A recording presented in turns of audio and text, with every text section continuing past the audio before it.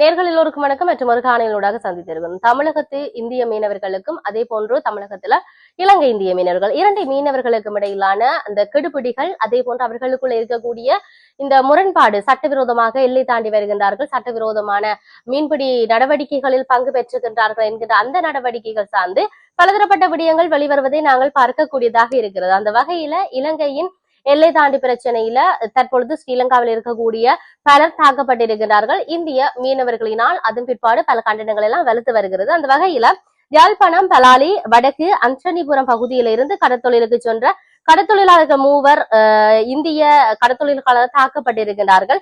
இந்த சம்பவம் கடந்த சில தினங்களுக்கு முன்பு இடம்பெற்றிருக்கிறது.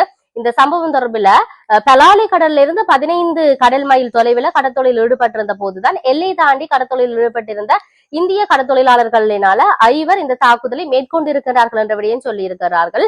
இலங்கை கடற்தொழிலாளர்களின் படகு சேதமாக்கப்பட்டிருக்கிறது. இதன் போது பெட்ரோல் குண்டு வீசி இருக்கிறார்கள். வாலினால் இளைஞர்கள் 3 வந்து தாக்கியிருப்பதாகவும் இலங்கை கடற்தொழிலாளர்கள் குற்றம் சாட்டுகிறார்கள். தாக்குதலுக்காக கடற்தொழிலாளர்கள் ஒரே குடும்பத்தை சேர்ந்த 17, 18, 27 வயதுடையவர் என தெரிய வந்திருக்கிறது.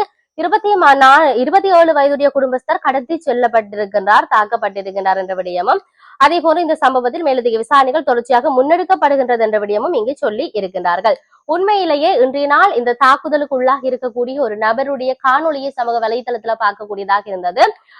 உணவுக்காக தாங்கள் தூண்டில் பிடிப்பதற்காக சென்றதாகவும், அங்க வெகு தூரம் தாங்கள் சென்றதன் காரணமாக அங்க சாப்பாடு இல்ல, தங்களுடைய போட்டுக்குள்ள எல்லாம் கொட்டி அப்படி இல்லாம போயிட்டு, அதனால பக்கத்துல ஒரு படகு நின்றுச்சு, அந்த படகிட்ட போய் நாங்கள் சாப்பாடு ஏதாவது கேட்போம் என்கின்ற எண்ணத்துலதான் அவர்கள் இந்த படகை நோக்கி, அந்த போட்டை நோக்கி அவர்கள் போயிருக்கிறார்கள். போகின்ற பொழுது அதுக்குள்ள இருந்த இந்திய கடற்தொழிலாளர்களால இவர்கள் மீது பெட்ரோல் குண்டு வீசி இருக்கிறார்கள், வாள்வெட்டு தாக்குதலை நடத்தி இருக்கிறார்கள். இதையும் தாண்டி அந்த இடத்துல அவருடைய 27 வயதுடைய அந்த நபரை வந்து கடத்தி சென்று இருக்கிறார்கள், தாக்குதல் மேற்கொண்டிருக்கிறார்கள் என்ற விடயத்தை இந்த இளைஞர்கள் பகிர்ந்திருந்ததை அந்த காணொலியூடாக பார்க்கக்கூடியதாக இருந்தது. இதிலும் குறிப்பாக தாங்கள் அந்த இடத்துல அந்த 27 வயதுடையவர் தங்களுடைய மாமா என்று சொல்லியும், அதுல அவர் குடிபோதையில் இருந்தார் என்ற விடயமும் சொல்லப்பட்டிருக்கின்றது. தாங்கள் இருவரும் சிறு வயதுடையவர்களாக இருந்ததால அங்கு இருந்த இந்திய மீனவர்களை தங்களால தாக்கு பிடிக்க முடியவில்லை. எப்படி இருந்தாலும் தாங்கள் சமாளித்து அந்த இடத்தை விட்டு தாங்கள் கரையை நோக்கி வந்ததாகவும் சொல்லி இருந்தார்கள். இதன் பிற்பாடு பல்வேறுபட்ட விசாரணைகள் இடம்பெற்றுக் கொண்டிருக்கிறது. இதுலதான் இலங்கை கடற்தொழிலாளர்கள் மீதான தாக்குதல் மனித உரிமை மீறிய செயல், ராமலிங்கம் சந்திரசேகர கடற்தொழில் அமைச்சர் கண்டனம் தெரிவித்திருப்பதை பார்க்கின்றோம். இலங்கை கடற்தொழிலாளர் ஒருவர் இந்தியாவில் கடுமையாக தாக்கப்பட்டதாக கூறப்படுகின்ற சம்பவம் தொடர்பில் கடற்தொழில் மற்றும் நீரியல் கடல் வளங்கள் அமைச்சர் ராமலிங்கம் சந்திரசேகர் வந்து கடும் கண்டனத்தை வெளியிட்டிருக்கின்றார். இந்த சம்பவம் வந்து மனித உரிமை மீறல்கள் செயல் என்பதுடன் அண்டை நாடுகளுக்கு இடையிலான பரஸ்பர மரியாதை, நம்பிக்கையை பாதிக்கும் வகையிலாக அமைகின்றது என்ற விடயத்தையும் இவர் சுட்டிக்காட்டியிருப்பதை நாங்கள் பார்க்கணும். குறிப்பாக பொதுமக்களுடைய பாதுகாப்பு மற்றும் கண்ணியத்தை உறுதிப்படுத்துகின்ற உலக நாடுகள் அனைத்தினும் அடிப்படை பொறுப்பாக இருக்கிறது என்ற விடயத்தையும் அமைச்சர் ராமலிங்கம் சந்திரசேகர் சுட்டிக்காட்டியிருக்கிறார். இதையும் விட இலங்கை கடற்பரப்புக்குள்ள அடிக்கடி நுழைந்து கடத்தொழில் ஈடுபடுகிற இந்திய மீனவர்கள், அதாவது இந்திய கடற்தொழிலாளர்களின் நடவடிக்கைகள் குறித்து நீண்ட காலமாகவே இலங்கை இந்திய ஒப்பந்தம் அல்லாட்டி இலங்கை இந்தியர்களுடைய அந்த செயற்பாட்டை எப்படியாவது முற்றுப்பெற வைக்க வேண்டும் என்ற விடயத்துல தொடர்ச்சியாக செயற்பட்டு வருவதாகவும், அதையும் தாண்டி அவர்கள் இவ்வாறு செய்திருப்பது வந்து கவலையை உண்டு பண்ணுகிறது என்ற விடயத்தை இவர் சொல்லியிருக்கிறார்.